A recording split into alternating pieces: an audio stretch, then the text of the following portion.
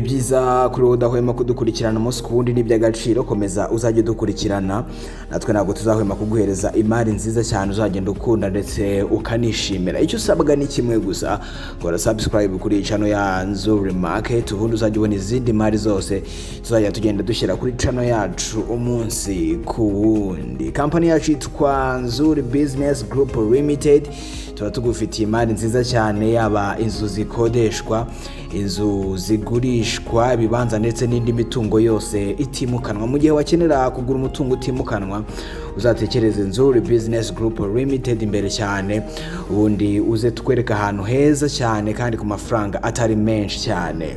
Uramutse kandi ufite umutungo ushaka kugurisha, nabwo watugana tukagushakira abakiriya bawugura mu gihe gito cyane. Dufite ni service ya property management, aho tugufasha kukumanagingira imitungo yawe. Ibyo byose nkubwiye uzaze hano muri Nzuri Business Group Limited tubigufashe kandi tubikora nk'abanyamwuga.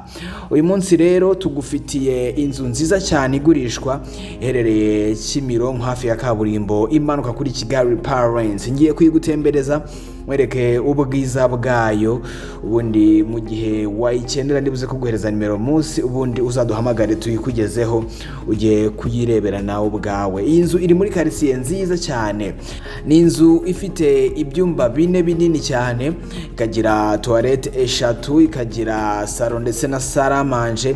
Iyi nzu kandi ifite na cuisine. Iyi nzu kandi ifite na annex nziza cyane zubakishije amatafari ahiye zose.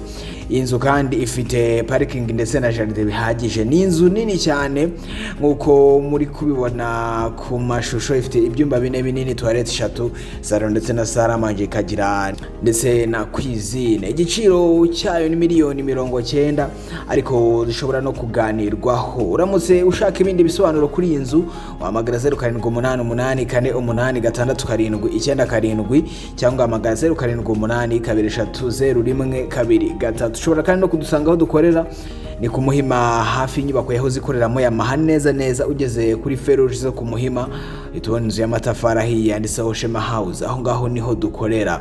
Ushobora kandi no gutangira kudukurikirana ku mbuga nkoranyambaga zacu zose, haba kuri Twitter, Instagram, Facebook ndetse na YouTube.